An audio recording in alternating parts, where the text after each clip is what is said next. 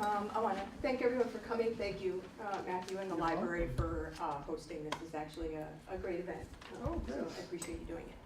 I'm going to give you a little intro to Delilah, being the first novel, and I do have an excerpt, so you'll get a little bit of a feel for both the writing and what the story is overall. Afterwards, I'm happy to talk to people, answer questions, whatever the case may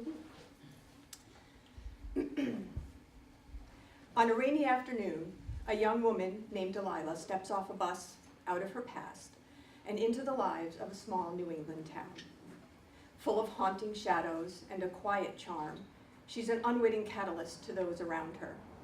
Amos Harrison owns the diner that she first steps into and immediately recognizes her need. Virginia Emmett, a woman in her 70s, offers her room and board, a home.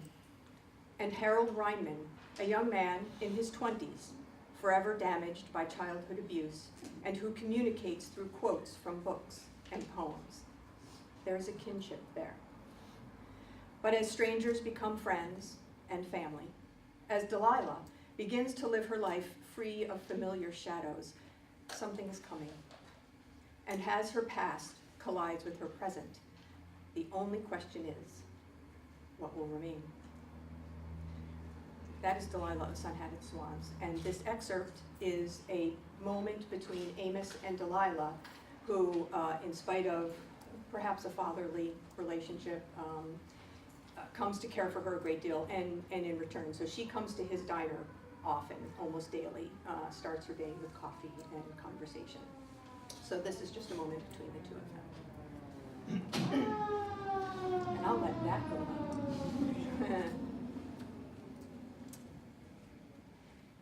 You miss her all the time, don't you? She caught him off guard and he had to sit down. How did she know?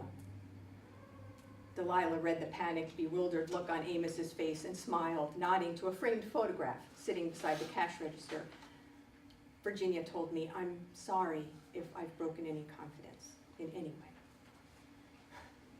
Amos felt 100 years old in a way that made him yearn not for youth, but for death. What makes you say I miss her all the time? Oh, it's obvious, really, at least to me, that sadness, particularly when I noticed you meandering around the house at some ungodly hour last night. She hadn't meant to let that slip, that she had watched him.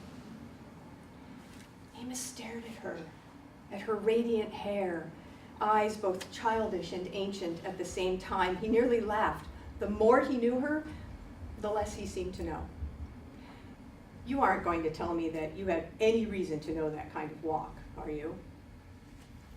He regretted the question, though, as he caught a look in her eyes that revealed just how tired she was and how hard she was fighting it.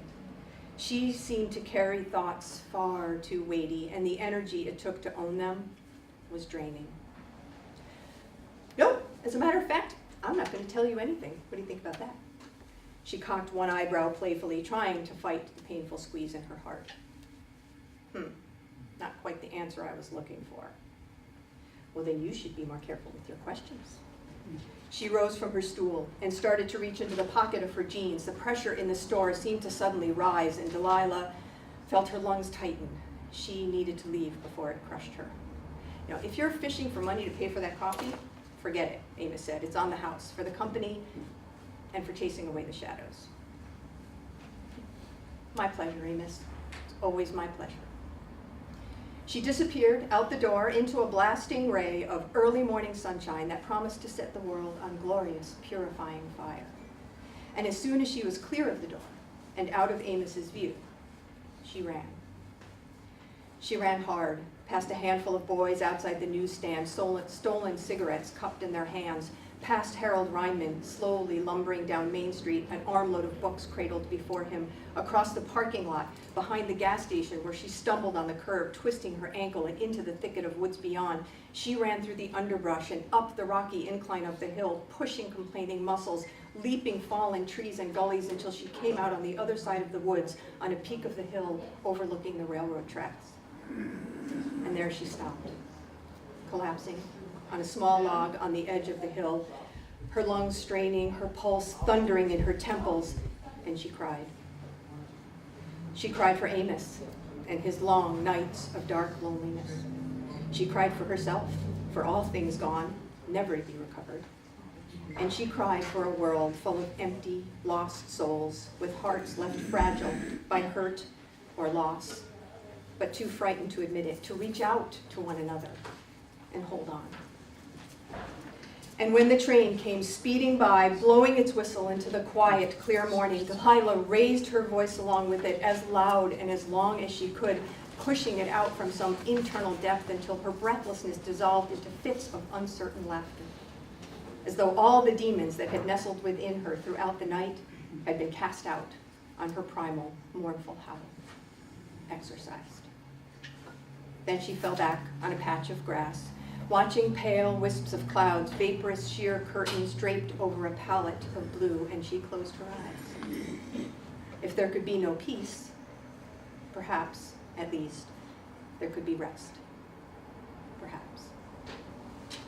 And as the echo of the train died a slow, trailing death in the distance, Harold stood silent and unseen behind an oak tree, index finger mindlessly twirling a curl of his hair, his eyes sad and dark, while his lips soundlessly mouthed a single word. Delilah.